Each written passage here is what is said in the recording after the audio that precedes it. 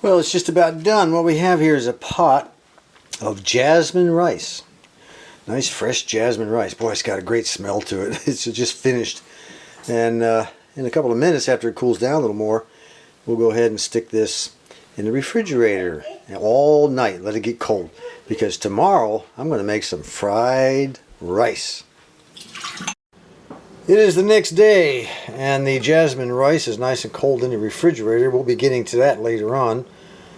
We're going to make that fried rice. Meanwhile, I'm out of kimchi. And I ate it all, and I want some more kimchi. Only this time, we're going to go with kakdugi. Now, kakdugi is radish kimchi. Now, normally it's made with Korean radishes, which are really huge, you know, like 4-pounders. But the Asian market I go to said she can't sell that stuff. She gets it, and it just goes bad. So she's been stocking Japanese radishes instead, which is almost the same thing. It's kind of a milder radish, a little sweeter maybe. And these are called daikons. Now, I wish I would have had Korean, but you know, you got to go with what you got. So I bought a bunch of daikons. Now the recipe we're going to use to make the kakdugi, which is radish kimchi, Korean radish kimchi. Only we're using Japanese radishes. The recipe I'm using calls for 2 pounds, maybe 2.5 pounds. But as you can see, I don't have 2.5 pounds. That's all they had. That's all the lady had, Wilma, at the Asian store. So I scarfed them up, and I had to cut down on the ingredients to hopefully equal out. Maybe this is about a pound, maybe a little more than a pound. I don't know. So, and I'm not going to take the potato peeler and cut the skins off because there's just not much, not much radish here to begin with. So what I'm going to do is take the knife and I'm going to scrape, and that way we'll scrape them all clean, then wash them off.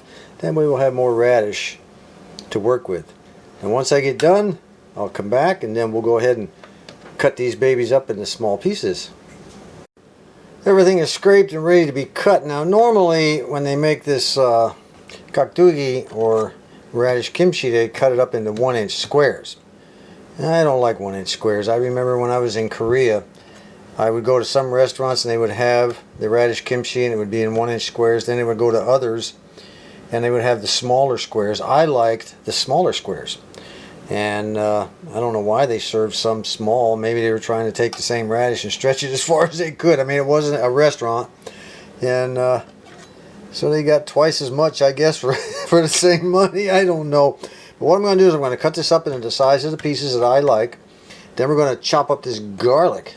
Chop it up real good. And once I get them both chopped up, or this cut to the size I want, and this chopped up and minced real good, then we're going to go ahead and throw it in this bowl right here. That's our first step. That's about the size I like on these things. Nothing really big and gigantically crunchy, okay? But you can cut them any size you want. It doesn't matter. I've minced up the garlic, and if that's not enough, plan B, okay? But we're going to put each one of these things in there. I'm going to put the red pepper flakes in last. And then we're going to start mixing around, and hopefully we'll get the color that I want and the taste that I want. We have fish sauce, a couple tablespoons of fish sauce, about 2 tablespoons of sugar, half a teaspoon of salt. And this, I have, well, I think I have 3 tablespoons in here, but you can put any amount you want. This is the actual Korean red pepper stuff that they make their kimchi from. And these are chives that I've cut into 1-inch lengths, and these chives came from the seeds that I grew that were sent to me by our good subscriber Scott Johnston. So Scott, you get to see your chives in my radish kimchi, my kakdugi. So let's go ahead and get everything in here and start mixing around. I'll tell you what, why don't we just go ahead and just start doing it. We'll go ahead and put the salt in. Now, there's 2 ways, or 3 ways you can do this. You can soak the radishes in salt and then pour off the water and all this other jazz. But, I found another way to do it that works just as well, I think. And of course, if it doesn't, now I wanted also to have minced salted shrimp. But I'm all out. I didn't know I was out. Ugh. So I'm using premium fish sauce instead. It'll work. Then, of course, our sugar. Yeah, the old sugar. Then we'll go ahead and put in our chives, like so. And you could always add, you know, if it's not enough, add. If it's too much, too bad. Eat it up next time, you'll know better. Alright, let me go ahead and get this chopped garlic in there. I'm going to need my knife to do that. The garlic is in, and now we're going to go ahead and sprinkle our hot sauce all over it, or hot pepper flakes, Korean pepper. These are Korean pepper flakes. They come in a large bag. You can buy them at the Asian store. And now we just start mixing around. That's all I'm going to do. I'm going to start mixing around until everything is coated. And then I'm going to taste one when I'm all done. And if it tastes the way I like it, we'll just set it in the fridge for about 12 hours. If it doesn't taste the way I like it, I will make adjustments accordingly. I just tasted it, and I think it has everything good. You know, the salt's right, sugar's right, garlic's right. But I think it needs a little more fish sauce, and maybe one more tablespoon of the Korean hot pepper flakes. So let's get that in there.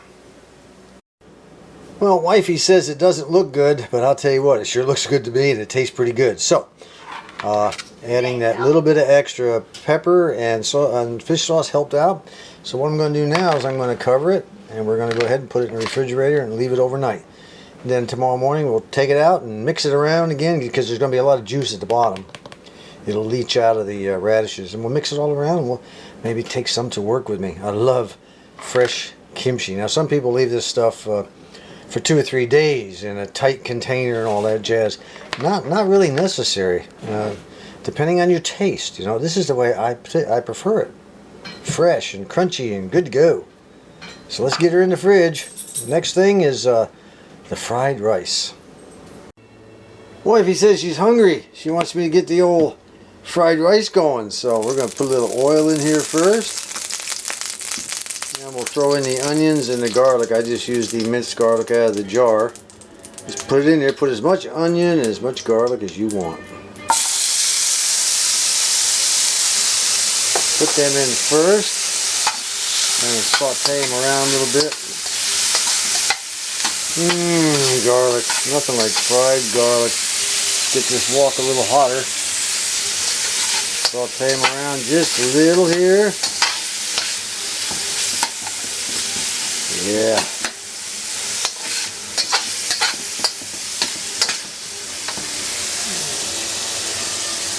Then we'll add some carrots. They take quite a while to cook. Even though you cut them in little pieces, they take the longest to cook. So we'll stir them around. Keep your wok hot, very important.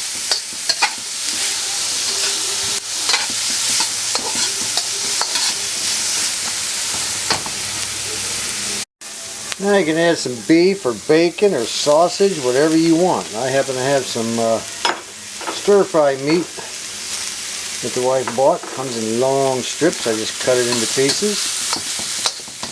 Yep, it's going to be real good. We're going to get that baby cooked. Ooh.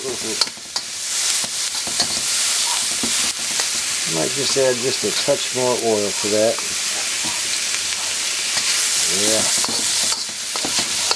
Yep. Alright, I've shoved everything to the side. Now I'm going to pour in a couple of beaten eggs that have already been seasoned with salt and pepper. Just kind of beat them up with a fork. Now we just let it turn into light scrambled eggs. Now these are very yellow eggs because I get them from a guy who has chickens, and they're nice and fresh.